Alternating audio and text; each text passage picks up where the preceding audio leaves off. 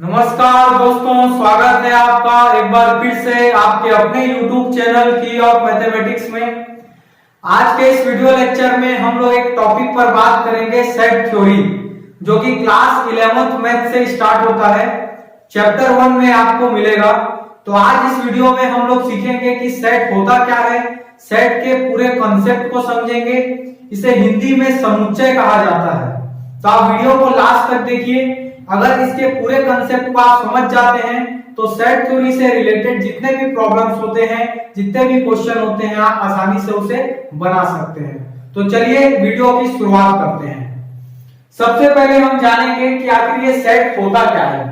ठीक है, सेट के बारे में हम लोग ये जानते हैं कि इसे हिंदी में कहते हैं समुच्चय।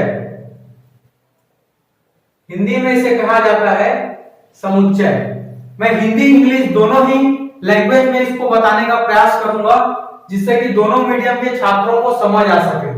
सबसे पहले सेट क्या होता है, ठीक है। सेट की डेफिनेशन पे आ जाते हैं।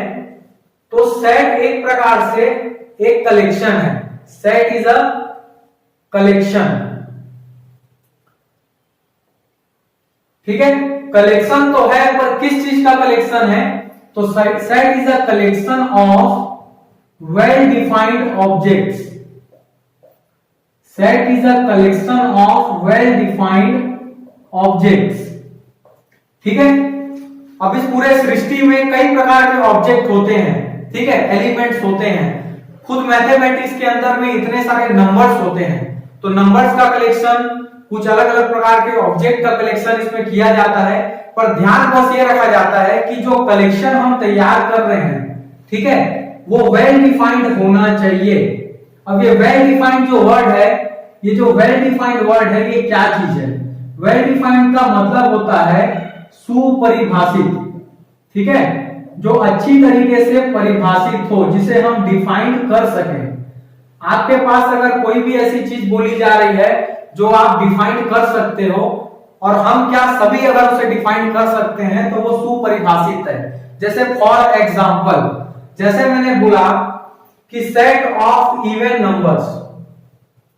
अब सेट को आप समझ गए हैं कि सेट एक कलेक्शन होता है, इसलिए अब कलेक्शन वर्ड यूज न करके मैं क्या यूज करूंगा? सेट वर्ड यूज करूंगा। आपको समझना है सेट का मतलब एक कलेक्शन है। अब कलेक्शन हम जो बनाएंगे वो क्या होना चाहिए? वेल डिफाइंड ऑब्जेक्ट्स होना चाहिए। तो सेट ऑफ इवन नंबर्स, ठीक है, set of even numbers less than 10, ठीक है। हम लोग कलेक्शन बनाएंगे, सेट तैयार करेंगे इवन नंबर्स का, जो कि 10 से कम है, लेस देन 10 है। तो ये इवन नंबर जो है, क्या ये वेल डिफाइंड है? बिल्कुल है। आप सभी को पता है इवन नंबर्स क्या होता है। ऐसा नंबर जिसका यूनिट डिजिट में 2, 4, 6, 8 हो, या फिर ऐसा नंबर जो कि 2 से एग्जैक्टली डिविजिबल हो, पूर्णतः विभाजित हो। तो आप यहाँ बता सकते हो कि यहाँ पर 10 से कम ऐसे कौन कौन से इवन नंबर्स हैं? 2, 4, 6, 8, ठीक है। ये 4 ऐसे नंबर्स हैं जो कि 10 से कम है। तो इन नंबर्स के कलेक्शन को हम अगर इस ब्रैकेट के अंदर में लिख देते हैं, ठीक है, ये ब्रैकेट, करली ब्रैकेट, तो ये करली ब्रैकेट सेट को रिप्रेजेंट करता है, ठीक है। तो देखिए ये कलेक्शन है नंबर्स का या ऑब्जेक्ट्स, एलिमेंट्स का कलेक्शन है, जो कि वेल डिफाइंड है। तो इसे हम क्या कहेंगे? सेट कहेंगे, ठीक है। और इसे यूजुअली हम लोग कैपिटल लेटर से, इंग्लिश के कैपिटल लेटर से डिनोट करते हैं। जैसे कि कैपिटल लेटर ए, यहां मैं कैपिटल लेटर बी लिख सकता हूं, सी, डी, कोई भी इंग्लिश अल्फाबेट कैपिटल में हम यूज कर सकते हैं, ठीक है। तो ये एक रिप्रेजेंटेशन है सेट का, ठीक है। और कौन कौन से हो सकते हैं वेल डिफाइंड ऑब्जेक्ट? बहुत सारे होते हैं। जैसे मैंने कहा, फॉर एग्जांपल मैंने कहा set of vowels, set of vowels in English alphabet. हम लोग इंग्लिश के अल्फाबेट में वॉवेल्स किसे कहते हैं? क्या ये वेल डिफाइंड ऑब्जेक्ट है वॉवेल्स? तो बिल्कुल है। सभी को पता है कि वॉवेल्स मतलब क्या होता है? ए, ई, आई, ओ, यू। तो ये जो हमने कलेक्शन तैयार किया वॉवेल्स का, ये जो कलेक्शन है ये वेल डिफाइंड है, तो इसे हम सेट कहेंगे। डिनोट करने के लिए हम इसे किसी भी कैपिटल अल्फाबेट से इसको डिनोट कर सकते हैं। अब बात यहां पर ये आती है कि आपने तो कह दिया कि वेल डिफाइंड ये सारी चीजें हैं, तो ऐसा कौन सा ऑब्जेक्ट का कलेक्शन होगा जिसे हम वेल डिफाइंड नहीं कह सकते। तो फॉर एग्जांपल अगर मैं आपको बोलता हूं कि आप अपने क्लास में, आप 11th क्लास में इंटेलिजेंट बच्चों का कलेक्शन बनाइए या इंटेलिजेंट बच्चों के नाम लिखिए, तो क्या बताइए इंटेलिजेंट वर्ड जो है वो वेल डिफाइंड है क्या? सभी के लिए इंटेलिजेंसी की डेफिनेशन एक प्रकार की होती है? नहीं, हर स्टूडेंट में अलग अलग प्रकार का क्वालिटी होती है। कोई मैथ्स में अच्छा इंटेलिजेंट है, तो कोई हिंदी में अच्छा इंटेलिजेंट है, कोई क्रिकेट में अच्छा इंटेलिजेंट है, कोई टेक्निकल चीजों में इंटेलिजेंट है। तो इंटेलिजेंसी की परिभाषा वेल डिफाइंड नहीं है। या फॉर एग्जांपल हम कहते हैं कि इंडिया टीम में जो बेस्ट क्रिकेटर हैं या बेस्ट बैट्समैन है, अच्छा जो बैटिंग करते हैं, उनका लिस्ट बनाइए, तो कहीं ना कहीं ये भी क्या है? वेल डिफाइंड नहीं है। तो जो भी ऑब्जेक्ट्स वेल डिफाइंड नहीं है उनके कलेक्शन को हम सेट नहीं कहेंगे। सेट होता है कलेक्शन ऐसे ऑब्जेक्ट्स का जो कि सुपरिभाषित हो, वेल डिफाइंड हो। चलिए अब हम लोग ये देखते हैं कि और ऐसे कितने प्रकार के सेट हैं जो हम बहुत पहले से पढ़ते आ रहे हैं पर आज तक हमें पता नहीं था कि हम उसे सेट कहते हैं। ठीक है, आइए देखते हैं। सबसे पहले कैपिटल एन, ये एक स्टैंडर्ड नोटेशन है जो कि दिखाता है सेट ऑफ नेचुरल नंबर को, सेट ऑफ नेचुरल नंबर्स, प्राकृतिक संख्याओं का समुच्चय। ठीक है, प्राकृतिक संख्याओं का समुच्चय। आपको पता है कि नेचुरल नंबर में क्या आता है? 1 2 3 4 डैश डैश डैश, बहुत सारे एलिमेंट्स आते हैं। तो ये जो सेट का कलेक्शन, ये जो कलेक्शन हुआ नेचुरल नंबर का, इसे हम कहेंगे सेट ऑफ नेचुरल नंबर्स। ठीक है, उसके बाद हमने W के बारे में पढ़ा है जिसे क्या कहते हैं? Set of whole numbers. ठीक है, सेट ऑफ होल नंबर्स के बारे में भी हम जानते हैं, पूर्ण संख्याओं का समुच्चय। इसमें आता है ऑल काउंटिंग नंबर्स इंक्लूडेड 0, इसमें 0 शामिल हो जाता है। ठीक है, इसके बाद हमने पढ़ा है Z, या फिर इसे हम लोग I से भी डिनोट करते हैं, सेट ऑफ इंटीजर्स। ठीक है, सेट ऑफ इंटीजर्स, इंटीजर्स का कलेक्शन। इसके अंदर में 0 के राइट तरफ पॉजिटिव वैल्यूज आते हैं, लेफ्ट तरफ नेगेटिव वैल्यूज। तो ये कलेक्शन भी क्या है? वेल डिफाइंड है और इंटीजर्स का कलेक्शन है, सेट ऑफ इंटीजर्स कहेंगे इसे। इसके बाद हमने देखा है Q, set of rational number, set of rational number. इसके बारे में भी हम जानते हैं कि ऐसे सेट्स का कलेक्शन जो कि P/Q के फॉर्म में होता है, जहां पर P और Q बोथ इंटीजर्स होते हैं,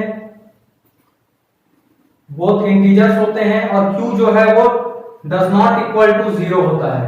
ये हम जानते हैं, ये सेट ऑफ रैशनल नंबर हो गया। उसके बाद हम लोग Q डैश के बारे में जानते हैं, कहने का मतलब है set of an irrational number.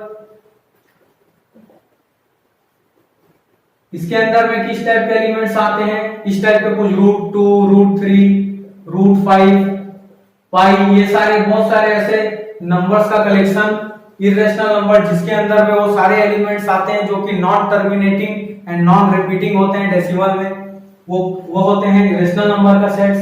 उसके बाद हम लोग पढ़ते हैं at last set of real numbers, set of real numbers. इनके अंदर कौन से कलेक्शंस आते हैं?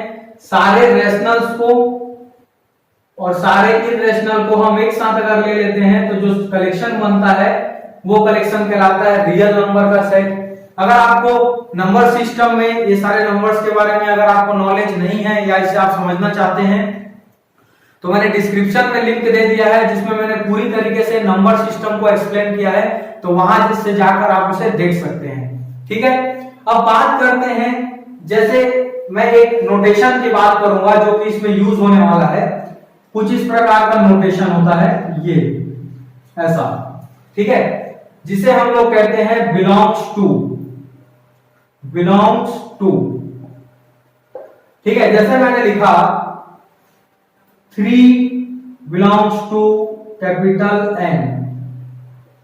ठीक है, इसका मतलब क्या होता है? ये इस बात को बता रहा है कि जो 3 है वो बिलोंग कर रहा है सेट ऑफ नेचुरल नंबर से, या 3 इस सेट ऑफ नेचुरल नंबर इसके कलेक्शन में 3 है। तो चेक कीजिए क्या n के अंदर में 3 आ रहा है, तो बिल्कुल आ रहा है। तो ये नोटेशन इस बात को रिप्रेजेंट करेगा कि उस एलिमेंट, जिस एलिमेंट की हम बात कर रहे हैं, वो किस सेट से बिलोंग कर रहा है। बिलोंग करने के लिए, बताने के लिए इस नोटेशन का यूज करते हैं। लेकिन अगर मैं यहां पर ऐसा लिख दूं कि 0 बिलोंग्स टू कैपिटल N, तो क्या ये सही है? क्या ये ट्रू है कि फॉल्स है, पता लगाना है। क्या ये सही है? 0 कैपिटल N में बिलोंग कर रहा है, क्या सेट ऑफ नेचुरल नंबर से बिलोंग कर रहा है? तो बिल्कुल नहीं, 0 सेट ऑफ नेचुरल नंबर में नहीं होता, 0 काउंटिंग नंबर नहीं है। तो यहां पर ये स्टेटमेंट फॉल्स है। अगर इसे हम सही करना चाहते हैं तो हम इस बिलोंग के ऊपर इस तरीके से लाइन खींच देंगे, जो कि इस बात को रिप्रेजेंट करेगा does not belongs to या doesn't belongs to, मतलब 0 सेट ऑफ नेचुरल नंबर का एलिमेंट नहीं है। ठीक है, इस नोटेशन को समझ लेने के बाद अब हम बात करते हैं कि सेट को रिप्रेजेंट कितने फॉर्म में किया जाता है। देखिए, सेट को रिप्रेजेंट 2 फॉर्म में किया जाता है। सबसे पहला फॉर्म कहलाता है रोस्टर फॉर्म, या इसे दूसरी भाषा में कहते हैं टेबुलर फॉर्म।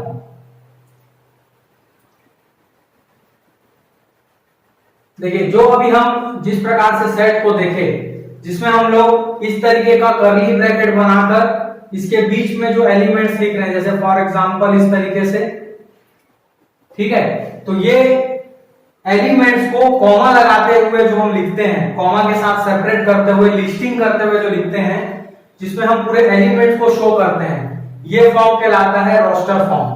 सेट को दिखाने का रोस्टर फॉर्म कहलाता है, जिसमें एग्जैक्ट एक एक एलिमेंट क्लियर होता है कि उस कलेक्शन में कौन कौन से एलिमेंट्स हैं।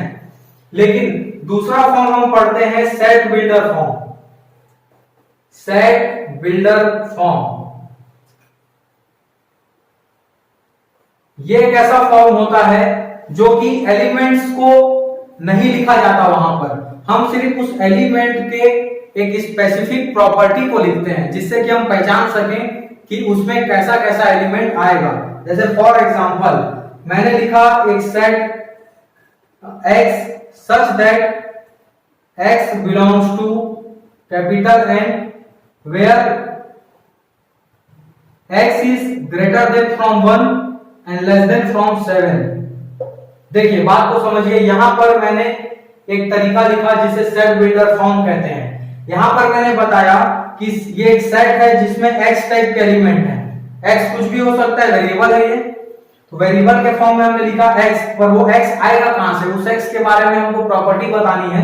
तो यहां पर सच दैट में प्रॉपर्टी लिखा है कि x जो है वो बिलोंग करेगा कहां से, कैपिटल N से। कैपिटल N क्या होता है, सेट ऑफ नेचुरल नंबर, ठीक है। और दूसरी प्रॉपर्टी लिखी है कि जो x है वो 1 से बड़ा होना चाहिए और 7 से छोटा होना चाहिए।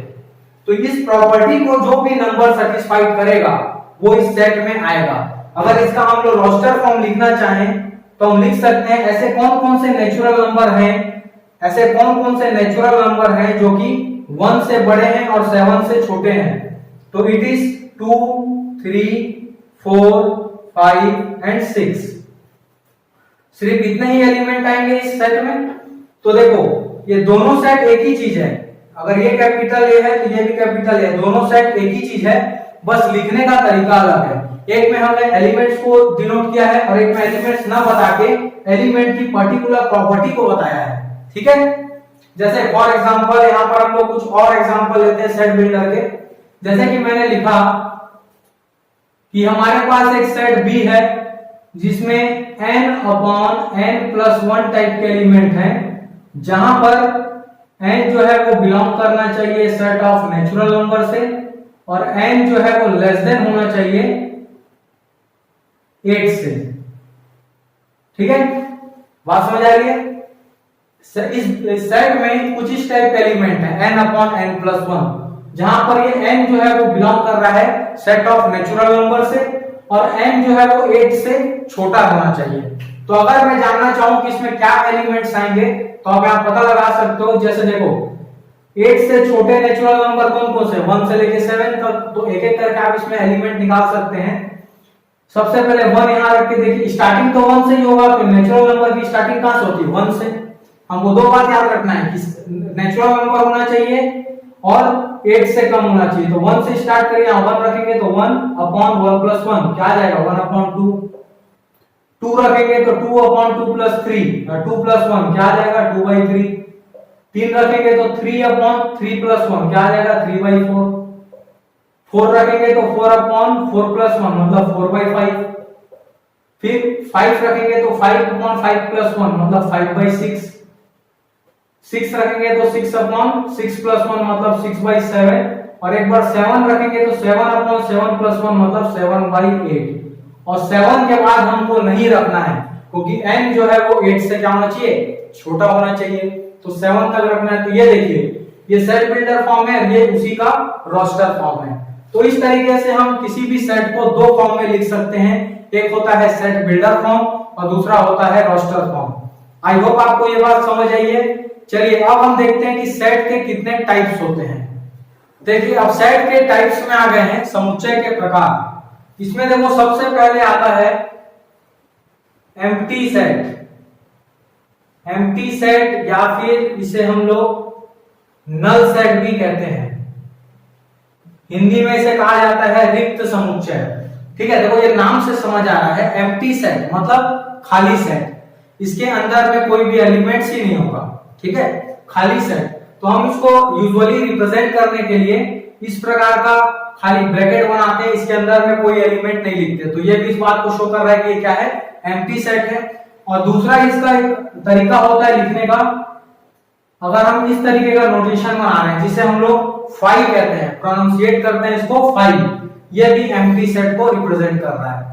अगर इसकी परिभाषा में जाए तो एक ऐसा सेट जिसके अंदर कोई भी एलिमेंट ना हो तो उसे हम क्या कहेंगे, एम्प्टी सेट कहेंगे। रिप्रेजेंट किया जाता है इस तरीके से या फिर फाई से। ठीक है, इसके बाद आ जाते हैं क्वेश्चन सेकंड। ठीक है, टाइप सेकंड। टाइप सेकंड में आता है सिंगलटन सेट। सिंगलटन सेट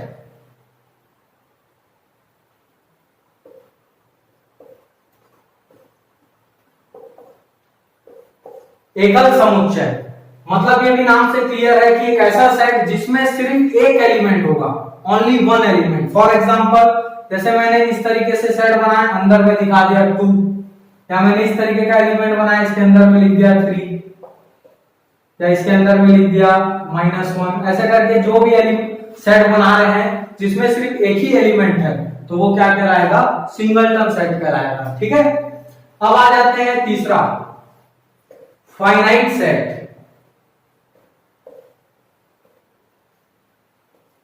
देखिए अगर हम कोई ऐसा सेट बना रहे हैं जिसके अंदर जो एलिमेंट्स हैं, जो ऑब्जेक्ट्स हैं, उसको हम काउंट कर सकते हैं कि वो कितने हैं। ठीक है, तो उसे हम कहेंगे फाइनाइट सेट। फॉर एग्जांपल जैसे कि मैंने एक सेट बनाया 1 2 3 4 5 6 इस तरीके का बना दिया, तो देखो इसमें जितने एलिमेंट्स हैं उसको हम काउंट कर सकते हैं। ठीक है, कहीं ना कहीं जाके ये रुक रहा है ना, 1 2 3 4 5 टोटल 6 एलिमेंट है, काउंटिंग में आ रहे हैं। ठीक है, काउंटेबल है, तो ये क्या कहलाएगा, फाइनाइट सेट। ठीक है, दूसरा अगला आ जाएगा इनफाइनाइट सेट। इनफाइनाइट सेट, ठीक है, ये नाम से क्लियर है, ऐसा सेट जिसमें हम एलिमेंट्स को पता नहीं लगा सकते कि उसमें कितने एलिमेंट्स आएंगे। फॉर एग्जांपल जैसे नेचुरल नंबर का जो सेट है, ठीक है, इसमें एलिमेंट्स आएंगे कहां तक ये हमको पता नहीं है, 1 2 3 4 5 6 7 8 9 ये कंटिन्यू चलते रहेगा। इसमें हम लोग एलिमेंट्स बता नहीं सकते कि कितने एलिमेंट आएंगे और कहां तक आएंगे, है ना। तो ये एक इनफाइनाइट सेट का क्या हुआ एग्जांपल। अगर आप सेट ऑफ इंटीजर ले रहे हैं तो ये भी एक क्या है, इनफाइनाइट सेट का कलेक्शन है। देखो इसमें राइट तरफ पॉजिटिव भी जाते रहेगा, लेफ्ट तरफ नेगेटिव भी बढ़ते रहेगा। इसमें भी एलिमेंट्स को आप काउंट नहीं कर सकते कि कितने एलिमेंट्स आएंगे। तो ये हुआ इनफाइनाइट सेट का एग्जांपल। ठीक है, पांचवा देखिए इक्वल सेट्स। इक्वल सेट्स, यहां पे दो सेट्स की बात कर रहे हैं हम लोग। सपोज अगर हमारे पास दो सेट्स हैं, एक सेट है सपोज ए जिसमें है 1 2 3, हमारे पास एक और सेट है बी, इसमें एलिमेंट्स है मान लीजिए 2 3 1। अब देखिए यहां पर देखने वाली बात क्या है कि इन दोनों एलिमेंट में नंबर ऑफ एलिमेंट्स भी एक इक्वल है। देखो नंबर ऑफ एलिमेंट्स भी इक्वल है, दोनों में 3 एलिमेंट है और उनकी वैल्यूज भी इक्वल है, उनकी वैल्यूज भी इक्वल है। देखिए इसमें भी 1 2 और 3 एलिमेंट है, इसमें भी 1 2 और 3 एलिमेंट है। अगर दो सेट में नंबर ऑफ एलिमेंट्स एक जितने हो और उनके वैल्यूज भी सेम हो तो वो दोनों सेट्स क्या कहलाएंगे, इक्वल सेट्स कहलाएंगे। ठीक है, दोनों सेट्स यहां पे क्या कहलाएंगे, इक्वल सेट्स। अब हम लोग देखते हैं इक्विवेलेंट सेट। देखिए इक्विवेलेंट सेट्स क्या होता है, जैसे हमारे पास एक सेट है जिसमें एलिमेंट है 1 5 7 6। ठीक है, 1 5 7 6। दूसरा हमारे पास सेट है, इसमें कुछ एलिमेंट्स हैं सपोज -1 3 4 8। देखिए यहां पर फर्क क्या है कि दोनों सेट में नंबर ऑफ एलिमेंट एक जितने हैं, नंबर ऑफ एलिमेंट्स इक्वल है, दोनों में 4 एलिमेंट्स हैं। लेकिन दूसरा चीज क्या है कि दोनों में एलिमेंट नंबर ऑफ एलिमेंट्स तो इक्वल है और उनकी वैल्यूज एक जैसी नहीं है। देखो इसमें कोई भी एलिमेंट मैच नहीं कर रहा है, 1 इसमें है बट इसमें नहीं है, 5 भी इसमें नहीं है, 7 भी इसमें नहीं है, 6 भी इसमें नहीं है, -1 3 4 8 उसमें नहीं है। मतलब दोनों के एलिमेंट्स अगर मैच नहीं कर रहे हैं, सिर्फ नंबर ऑफ एलिमेंट्स अगर इक्वल हैं तो उसे हम क्या कहेंगे, इक्विवेलेंट सेट्स कहेंगे। ठीक है, बात समझ आ गई। अब देखो यहां पर एक नोट पॉइंट बनता है कि every equal sets are equivalent।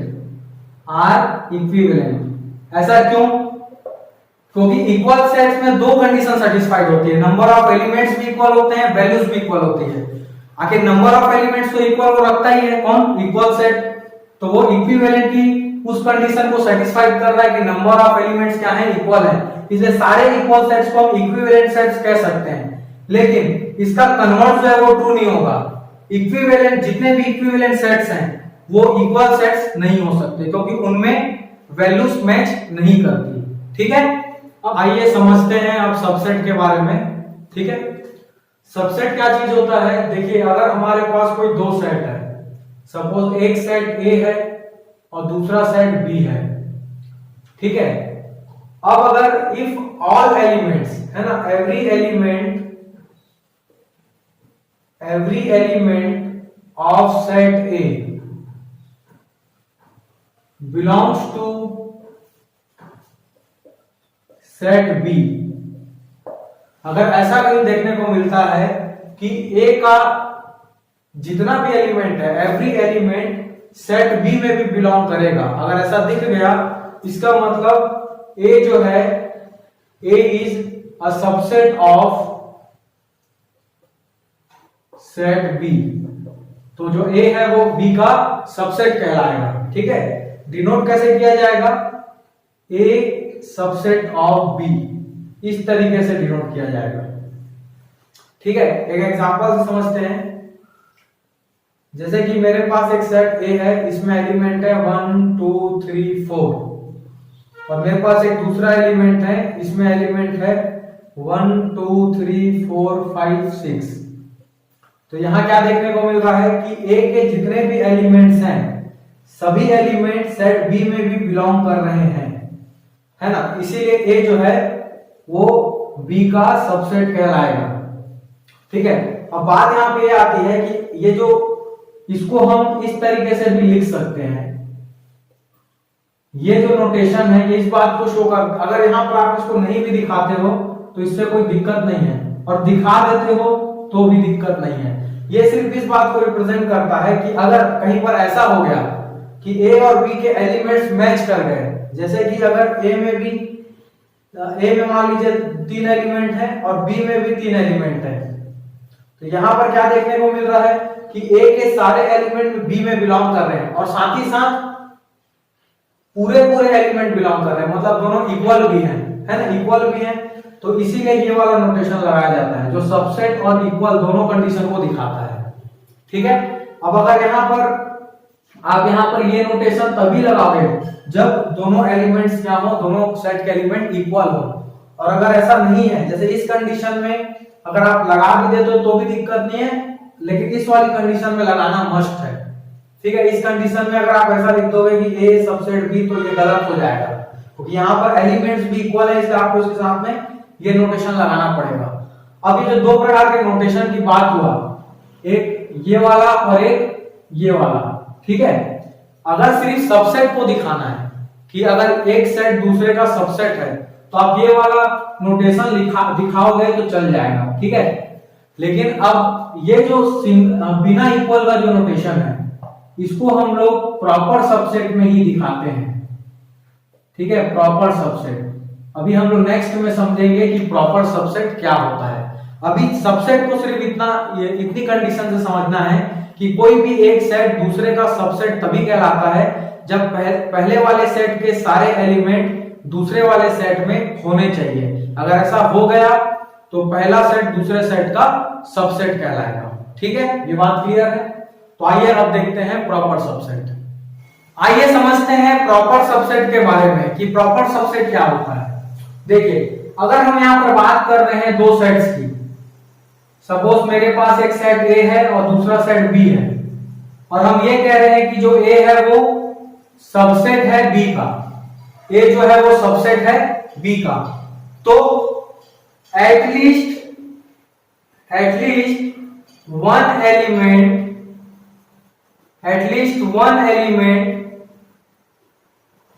in set B which doesn't belongs to set A। इसका मतलब समझिएगा कि क्या है।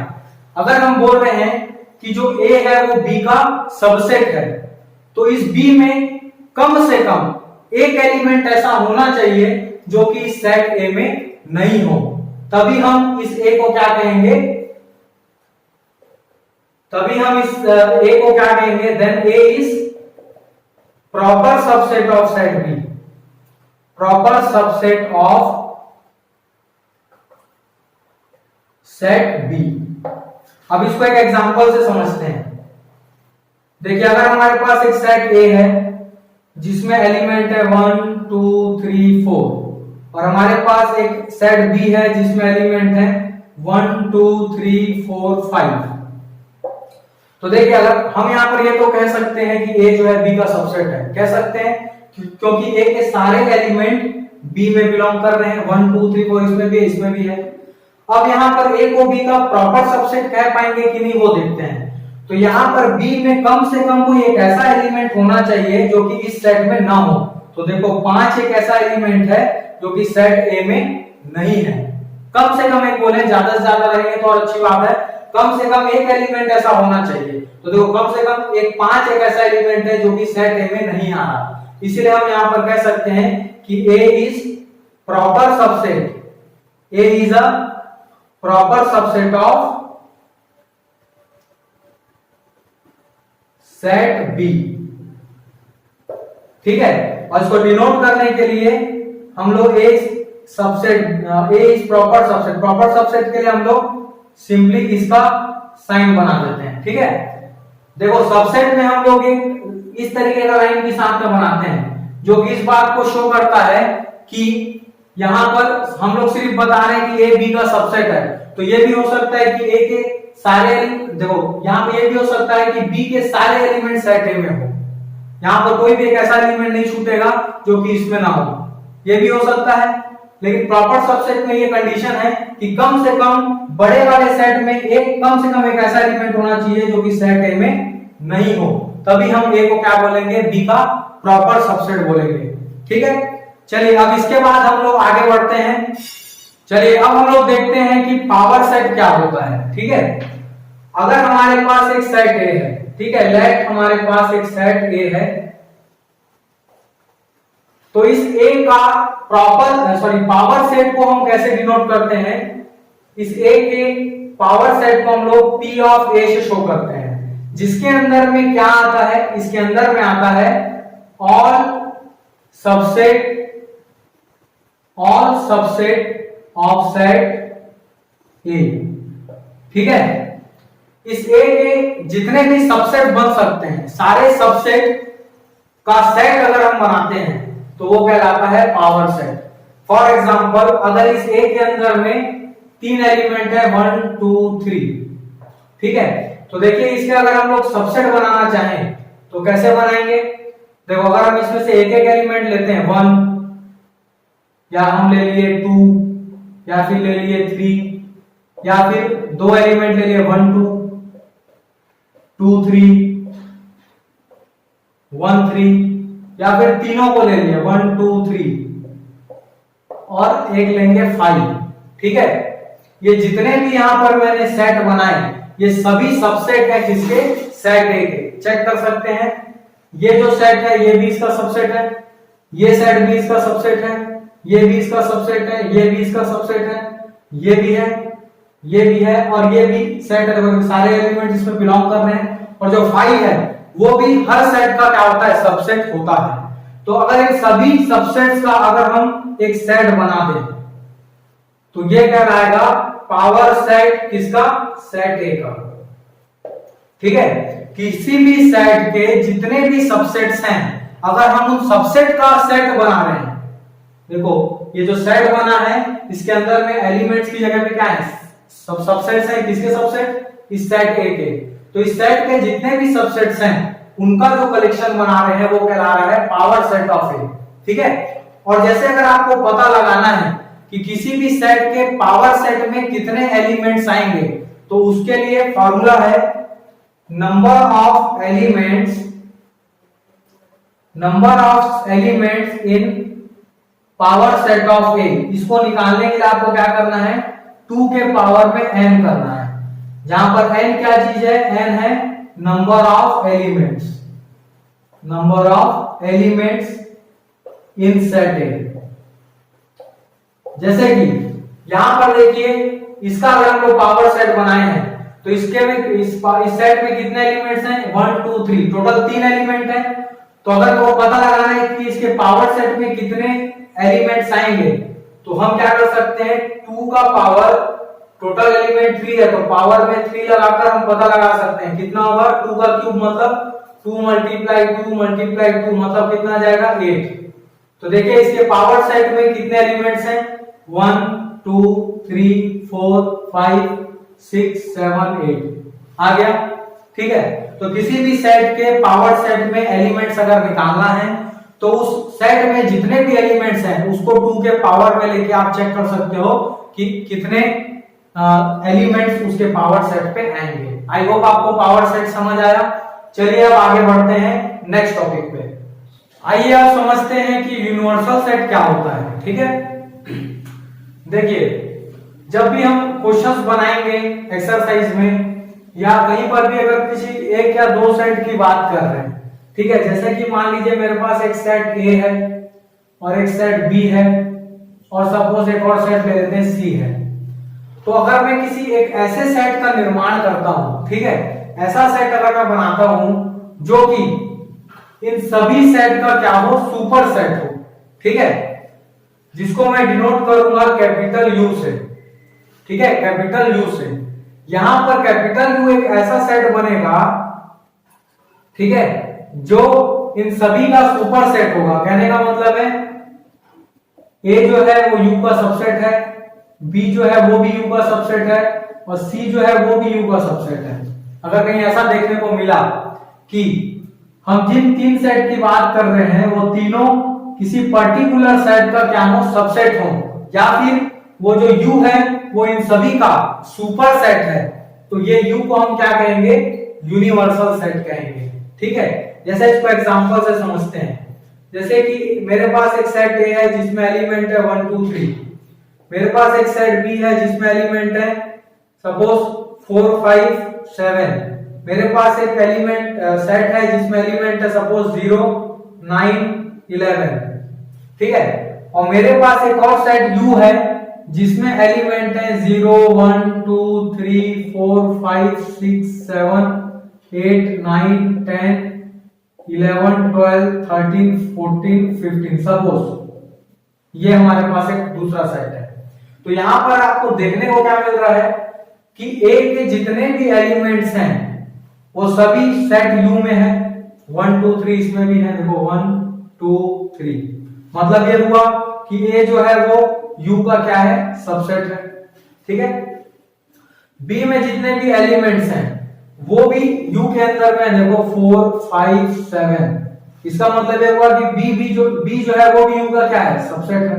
ठीक है, सी के बारे में देखें तो सी में जितने एलिमेंट्स हैं वो भी इसमें आ रहे हैं, देखो 0 9 11। ठीक है, ये जो सी है ये भी क्या है, यू का सबसेट है। मतलब ए बी सी में जितने भी एलिमेंट्स हैं वो सभी यू के अंदर में हैं। मतलब यू जो है सबसे बड़ा सेट है जो कि सुपर सेट है इन तीनों का, तो यू क्या कहलाएगा, यूनिवर्सल सेट कहलाएगा। ठीक है, बात समझ आ रही है। यूनिवर्सल सेट में सभी एलिमेंट्स क्या होंगे, मौजूद होंगे जो इन छोटे वाले सेट में है। अब चलिए देखते हैं इसके आगे वेन डायग्राम क्या होता है।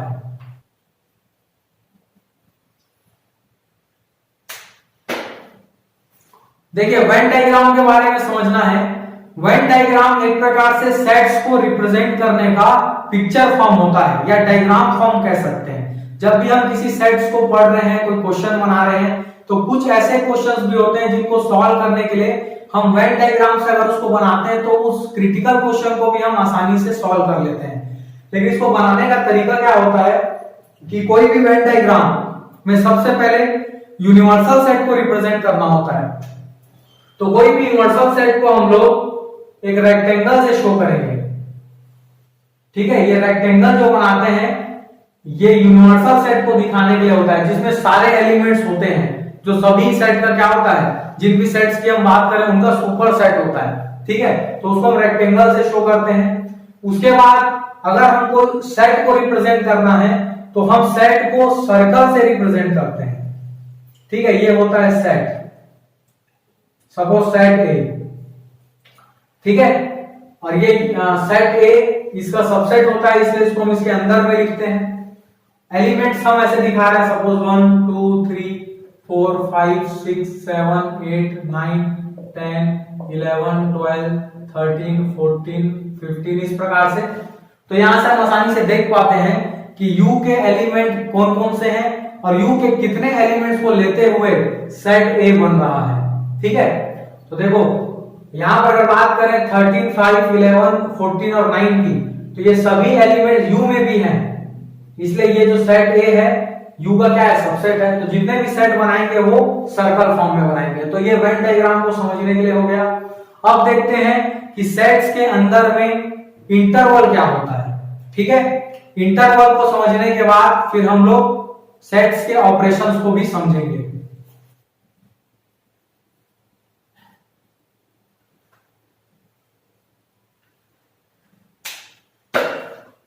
देखिए इंटरवल के बारे में समझना है। सबसे पहले मैं यहां बात करूंगा रियल नंबर लाइन की। ठीक है, रियल नंबर लाइन, हम नंबर लाइन बचपन से बनाते आ रहे हैं। नंबर लाइन को हम जानते हैं किस तरीके से हम नंबर लाइन बनाते हैं। ठीक है, यहां पर मैं एक रियल नंबर लाइन बना रहा हूं जिसमें जितने भी रियल नंबर्स होते हैं वो यहां पर मौजूद होंगे, जैसे कि 0 1 2 3, इस तरफ में निगेटिव वैल्यूज -1 -2 -3, और इसके बीच बीच में जो पॉइंट्स बच रहे हैं, जैसे 0 और 1 के बीच में जितनी जगह है वहां पर वो सारे रियल नंबर आएंगे जो 0 और 1 के बीच में आते हैं। यहां पर भी मतलब ये लाइन जो है कहीं से भी टूटी हुई या ब्रेक नहीं होती। ठीक है, हर रियल नंबर हम इसमें दिखा सकते हैं। ठीक है, तो इसको हम लोग रियल नंबर लाइन बोलते हैं। अब अगर इस रियल नंबर लाइन का सबसेट बनाएंगे, ठीक है, मतलब ये सेट ऑफ रियल नंबर है, तो इसका अगर हम सबसेट बनाते हैं, तो अगर सबसेट बना रहे हैं, सपोज मैं यहां से लिख रहा हूं 1 से लेके 2 तक को मैं ले रहा हूं, मतलब एक टुकड़ा इस लाइन का ले रहा हूं। ठीक है, तो इस 1 से लेके 2 तक के जितने भी रियल नंबर्स आएंगे वो हम शो करेंगे इंटरवल के फॉर्म में। ठीक है, जैसे कि मैं देखो इंटरवल 3 टाइप का होता है। सबसे पहला हम लेते हैं ओपन इंटरवल। ठीक है, ओपन इंटरवल जैसे मैंने इस 1 और 2 को इस प्रकार से लिखा 1 2 और दोनों तरफ ये वाला अगर ब्रैकेट लगाया तो ये जो ब्रैकेट है ये ओपन ब्रैकेट को शो करता है और ये इस बात को दिखाता है कि 1 और 2 के बीच में जितने भी नंबर्स आएंगे, जितने भी रियल नंबर्स आएंगे वो सभी इसमें मौजूद हैं। सिर्फ कौन मौजूद नहीं है तो इसमें 1 शामिल नहीं है और 2 शामिल नहीं है। 1 और 2 शामिल नहीं है, बाकी 1 और 2 के बीच में आने वाले सभी नंबर शामिल हैं। अगर 1 से थोड़ा सा भी बड़ा नंबर, छोटा से छोटा भी अगर चेंजेस करते हैं, कहने का मतलब है 1.000000001, अगर इसकी बात भी करें तो ये भी इसमें शामिल है। ठीक है, अगर 2 से पहले अगर हम लोग बात कर रहे हैं 1.99999 जितना भी 9 लगा लो, ठीक है, आखिर वो क्या होगा, 2 से छोटा ही होगा, वो भी इसमें शामिल है, लेकिन एग्जैक्ट 1 और 2 शामिल नहीं है, ये ओपन इंटरवल है। ठीक है, अब अगर मैं यहाँ पे दूसरे इंटरवल की बात करूं तो दूसरा होता है क्लोज्ड इंटरवल। क्लोज्ड इंटरवल, इसमें हम लोग सिर्फ ब्रैकेट में चेंज लाते हैं। जैसे मैं 1 और 2 के आप यहाँ पर ब्रैकेट ऐसा लगा दो, इस ब्रैकेट को कहते हैं क्लोज्ड ब्रैकेट। तो ये क्या दिखाता है कि इसमें 1 और 2 के बीच में जितने वैल्यूज आएंगे वो सभी इसमें शामिल हैं और साथ ही साथ 1 भी शामिल है और 2 भी शामिल है। ठीक है, अगर दोनों तरफ हमने ये ब्रैकेट लगा दिया तो ये क्लोज्ड ब्रैकेट कहलाता है और क्लोज्ड ब्रैकेट इन दोनों वैल्यूज को भी साथ में शामिल करता है। तो दोनों में डिफरेंस क्या हुआ, डिफरेंस सिर्फ ये है कि यहाँ पे 1 और 2 के बीच की वैल्यूज सारी लेंगे, सिर्फ 1 और 2 को नहीं लेंगे, और यहाँ पर 1 और 2 के बीच की वैल्यूज तो लेना ही है, साथ ही साथ 1 और 2 को भी शामिल करना है। तो सिर्फ यही दोनों का अंतर है। और तीसरा देखिए, तीसरा होता है सेमी ओपन, सेमी ओपन या फिर सेमी क्लोज इंटरवल। ठीक है, semi open interval and semi close interval. जैसे कि मान लीजिए मैंने ऐसा बनाया 1 और 2 में मैंने इस तरफ ओपन ब्रैकेट लगाया, इस तरफ क्लोज लगाया, या फिर दूसरा फॉर्म इस तरफ क्लोज लगा दिए और इस तरफ में ओपन लगा दिए। तो ये क्या दिखाएगा, ये इस बात को शामिल कर रहा है कि 1 और 2 के बीच की सारी वैल्यूज तो आएंगी, ठीक है, और इसमें 2 भी आ जाएगा लेकिन 1 नहीं आएगा, क्योंकि 1 की तरफ आपने ओपन लगाया है और 2 के तरफ भी क्लोज लगाया है। तो 2 शामिल हो जाएगा लेकिन 1 शामिल नहीं होगा। अगर इसमें देखें तो इसमें 1 के तरफ में हमने क्लोज ब्रैकेट लगाया, मतलब 1 शामिल है, लेकिन 2 के तरफ में ओपन लगाया तो 2 शामिल नहीं है। ठीक है, बात समझ आ गई। अगर इसी का आप अगर डेफिनेशन फॉर्म में देखें तो डेफिनेशन फॉर्म में या इसका जनरल फॉर्म अगर देखें तो कुछ इस प्रकार से ये बनेगा। देखो, एक ऐसा सेट जिसमें x टाइप के एलिमेंट हैं और वो x, ठीक है, वो x जो है वो 1 से बड़ा है और 2 से छोटा है। देखिए ये 1 2 का ही दूसरा फॉर्म मैंने लिखा है सेट बिल्डर फॉर्म। यहां पर क्या दिखा रहा है कि 1 से बड़ा और 2 से छोटा सारा वैल्यू होगा, सिर्फ 1 और 2 नहीं होगा। लेकिन अगर अपन क्लोज में देखें तो हम इसमें ऐसा लिखेंगे x सच दैट 1 से बड़ा या बराबर, 2 से छोटा या बराबर। यहां पर देखो, यहां पर हमने बना दिया क्लोज्ड ब्रैकेट 1 2, मतलब यहां पर देखो 1 से बड़ा भी चलेगा और 1 के बराबर भी इसमें शामिल है, मतलब 1 शामिल है, और 2 से छोटा भी शामिल है, 2 के बराबर भी शामिल है, मतलब इसमें 1 2 को हमने शामिल किया है। अगर यहाँ सेमी ओपन या सेमी क्लोज की बात करें तो हम यहां पर कैसे दिखाएंगे कि x में 1 से बड़ा और 2 से बड़ा, छोटा या फिर बराबर। तो ये क्या दिखा रहा है,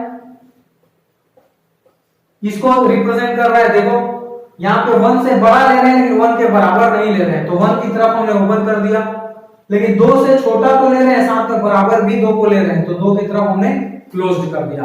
तो इस तरीके से हम लोग इंटरवल को समझ सकते हैं। ठीक है, और कोई भी इंटरवल जो होता है वो रियल नंबर लाइन से उठाया हुआ टुकड़ा होता है या फिर उसका हिस्सा होता है, बोल सकते हैं। यहाँ पर हम लोग कोई सा भी इंटरवल बना सकते हैं। जैसे कि अगर मैं यहाँ से -2 से लेकर 0 तक का बना रहा हूं, तो देखो इसमें अगर दोनों तरफ मैंने क्लोज लगा दिया, मतलब मैं -2 भी शामिल कर रहा हूँ, 0 भी शामिल कर रहा हूँ, और इसके बीच में आने वाले सारे रियल नंबर्स को भी शामिल कर रहा हूँ। ठीक है, तो ये बन जाएगा -2 0। ये भी एक रियल नंबर से उठाया गया क्या है, इंटरवल है, मतलब उसका टुकड़ा है।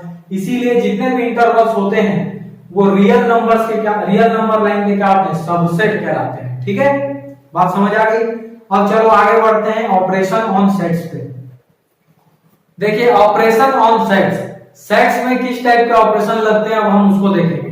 तो सबसे पहला जो ऑपरेशन होता है उसे हम कहते हैं union, union of two sets. देखिए अगर हमारे पास दो सेट्स हैं, सपोज एक सेट ए है और दूसरा सेट बी है, तो इसके यूनियन को हम लोग रिप्रेजेंट करेंगे ए यूनियन बी, ये नोटेशन लगा देंगे। तो ये दिखाएगा ए और बी का यूनियन, जो कि क्या रिप्रेजेंट करता है, इसमें इस टाइप के एलिमेंट्स होंगे जो कि या तो ए से बिलोंग करे या फिर बी से बिलोंग करे। ठीक है, मतलब ए में आने वाले सारे एलिमेंट और बी में आने वाले सारे एलिमेंट्स को अगर हम एक साथ कलेक्ट कर लें तो वो बन जाएगा ए यूनियन बी। एग्जांपल से समझिए, जैसे मेरे पास एक एलिमेंट है, एक सेट है 1 2 3 और दूसरा एक सेट है 3 4 5। तो अगर मैं इसके यूनियन की बात कर रहा हूं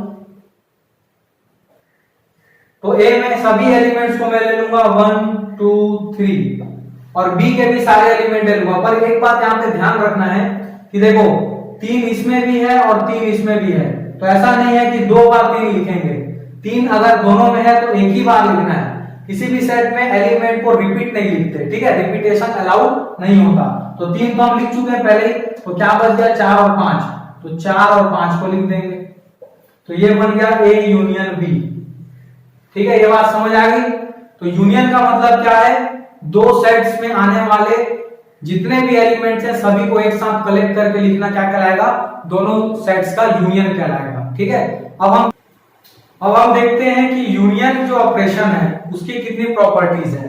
प्रॉपर्टीज पे बात करते हैं। देखिए सबसे पहली प्रॉपर्टी, अगर हम किसी दो सेट्स में ए का यूनियन बी से करें चाहे बी का यूनियन ए से करें, दोनों का आंसर क्या आएगा, इक्वल। इसे क्या कहते हैं, कम्यूटेटिव लॉ। आपने छोटे क्लासेस में भी पढ़ा होगा।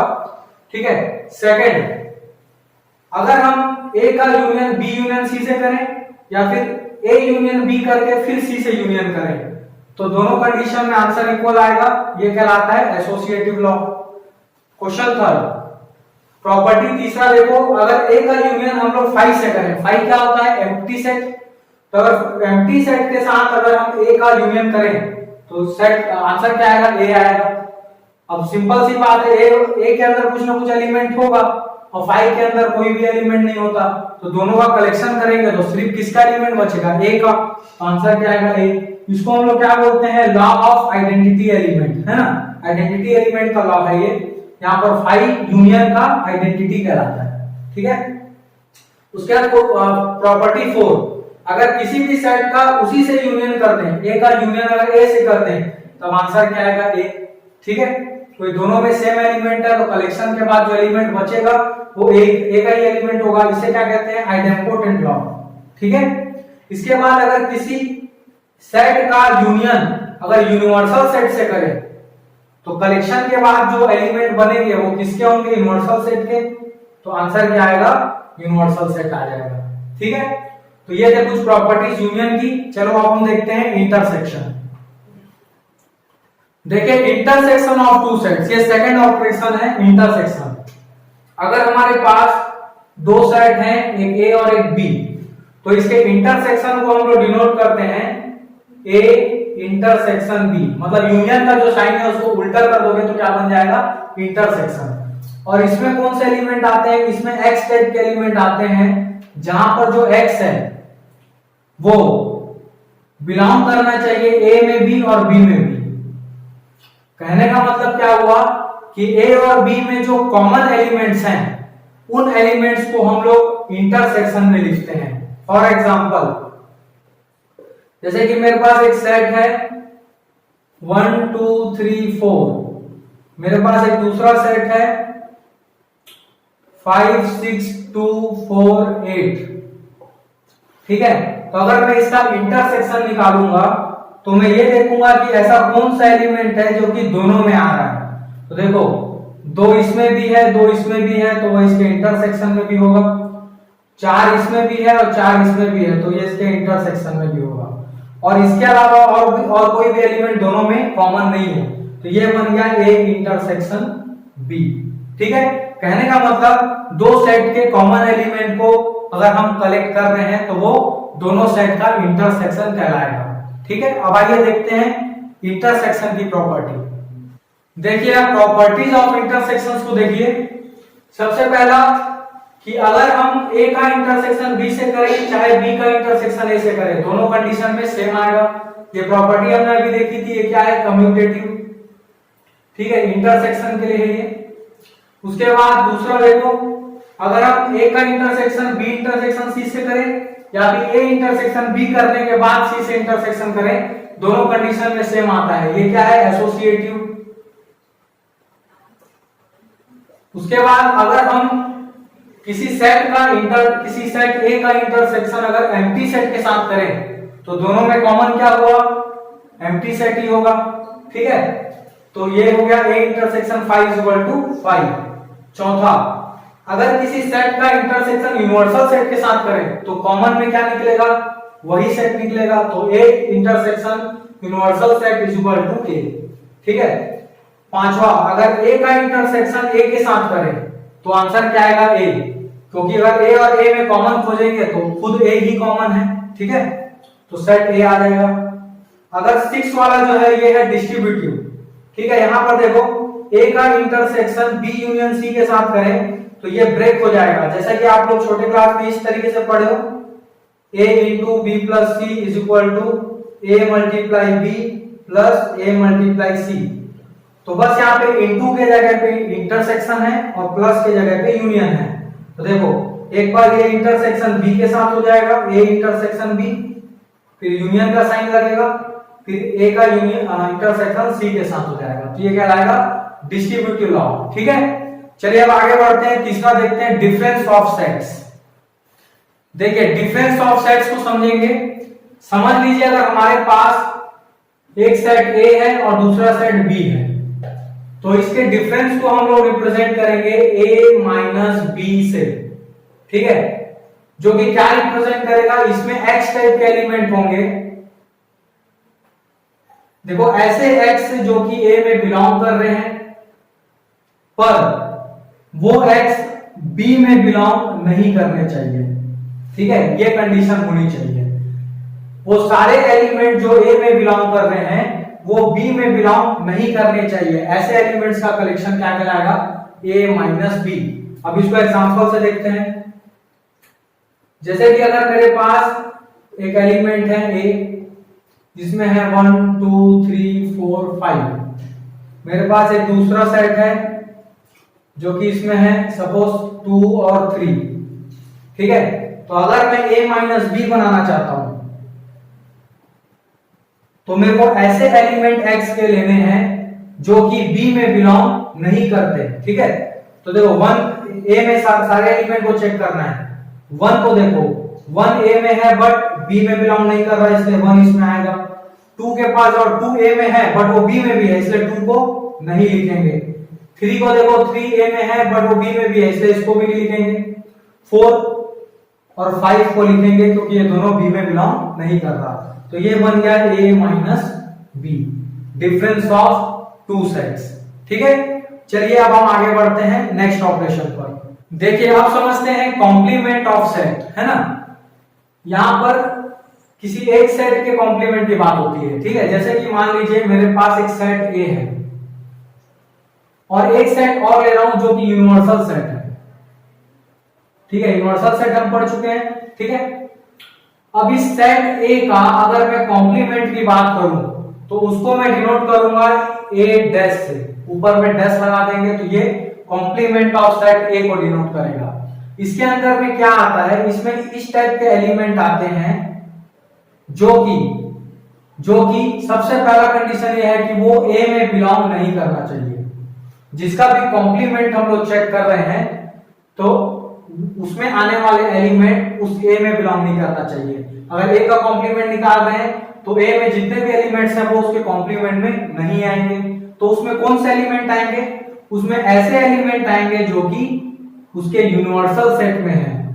जो कि उसके यूनिवर्सल सेट में। फॉर एग्जांपल जैसे कि अगर हम लोग वेन डायग्राम में देखे थे कि एक रेक्टेंगल बना के यूनिवर्सल सेट दिखाते हैं और ये बना के हम लोग एक सेट है, ठीक है।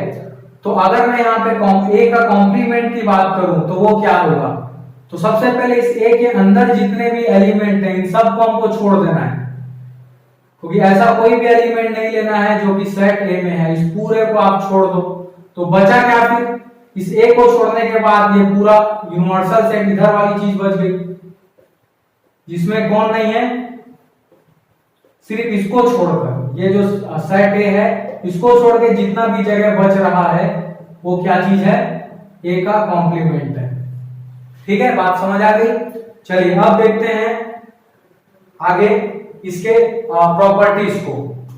अब कॉम्प्लीमेंट के प्रॉपर्टीज को देखेंगे। देखिए सबसे पहला प्रॉपर्टी तो कॉम्प्लीमेंट लॉ है। क्या क्या लॉ है, देखिए सबसे पहला, अगर ए और ए के कॉम्प्लीमेंट का अगर यूनियन करें तो हमेशा क्या आ जाएगा, यूनिवर्सल सेट आ जाएगा। इसको समझ सकते हो यहां से, ये अगर यहाँ पे यूनिवर्सल सेट बना देते हैं और यहाँ पर एक अंदर में सेट ए है, तो देखिए सेट ए की बात करें तो ये अंदर वाला सर्कल हो गया, और अगर उसके कॉम्प्लीमेंट की बात कर दिए तो उस सेट को छोड़ के बाकी जो जगह बची वो पूरा हो गया। दोनों का अगर यूनियन कर रहे हैं मतलब दोनों को कलेक्ट कर रहे हैं, तो कलेक्ट करने से बना क्या, पूरा पूरा यूनिवर्सल सेट बन गया ना, तो ये आ गया यूनिवर्सल सेट। ठीक है। दूसरा, अगर ए का कॉम्प्लीमेंट उसके ए का अगर इंटरसेक्शन उसके कॉम्प्लीमेंट से करेंगे तो हमेशा क्या आएगा, फाई आएगा। क्यों, क्योंकि देखिए सेट ए ये वाला हो गया पार्ट है ना, और इसका कॉम्प्लीमेंट इधर वाला पूरा हो गया, ये सब है ना, खाली जगह जो बची, तो इन दोनों में कोई कॉमन चीज है क्या, नहीं है, तो क्या बन जाएगा, फाई बन जाएगा। ठीक है। दूसरा डी मॉर्गन लॉ, इसमें देखो पहला क्या बोलता है डी मॉर्गन लॉ कि ए यूनियन बी का अगर कॉम्प्लीमेंट करेंगे तो वो A complement intersection B complement के इक्वल आता है, और अगर ए इंटरसेक्शन बी का कॉम्प्लीमेंट करते हैं तो वो A complement union B complement के इक्वल आता है। ठीक है, ये डी मॉर्गन लॉ है, इसको हम लोग क्वेश्चन में भी देखेंगे। उसके बाद तीसरा, लॉ ऑफ डबल कॉम्प्लीमेंटेशन, मतलब अगर किसी सेट के कॉम्प्लीमेंट का फिर से एक कॉम्प्लीमेंट करते हैं तो वापस से ए आ जाता है। ठीक है। चौथा, law of empty set and universal set. देखो अगर हम एम्प्टी सेट का कॉम्प्लीमेंट करेंगे तो आपको यूनिवर्सल सेट मिलेगा। कहने का मतलब है खाली, देखो फाई का मतलब क्या होता है, एम्प्टी मतलब कुछ नहीं, और उसका कॉम्प्लीमेंट उसका पूरा क्या होगा, सब कुछ। ठीक है, फाई मतलब कुछ नहीं तो उसका कॉम्प्लीमेंट क्या हुआ, सब कुछ। सब कुछ मतलब यूनिवर्सल सेट, और यूनिवर्सल सेट का अगर कॉम्प्लीमेंट कर देंगे तो क्या आ जाएगा, फाई आ जाएगा। सब कुछ का उल्टा कुछ नहीं, तो यूनिवर्सल सेट का कॉम्प्लीमेंट एम्प्टी सेट आ जाएगा। ठीक है, ये आप समझ लिए। चलिए अब इसके अगले टॉपिक पे आते हैं, last topic, practical problems on sets. देखिए प्रैक्टिकल प्रॉब्लम्स का मतलब क्या चीज है, सपोज अगर हमारे पास कोई दो सेट है, सपोज एक सेट ए है और दूसरा सेट बी है। ठीक है, और इन दोनों का यूनियन जो है वो क्या है, ए यूनियन बी। ठीक है, अब यहां पर अगर मैं ऐसा लिखता हूं n ऑफ ए, तो ये क्या रिप्रेजेंट करेगा, number of elements in set A, number of elements in set ए। ठीक है, n ऑफ ए का मतलब यही है कि number of elements in set ए, मतलब ए में जितने भी एलिमेंट्स हैं उनकी संख्या। ठीक है, अगर यहां पर मैं लिख देता हूं n ऑफ बी, तो ये क्या दिखाएगा, number of elements in set B, number of elements in set B. A union B क्या दिखाता है, अगर यहां पर ऐसा लिख दें n of A union B, तो number of elements in A union B. ठीक है, अब यहां पर देखो एक चीज समझना है कि डिसजॉइंट सेट क्या होता है। पहले हम समझ लेंगे कि डिसजॉइंट सेट्स क्या होता है।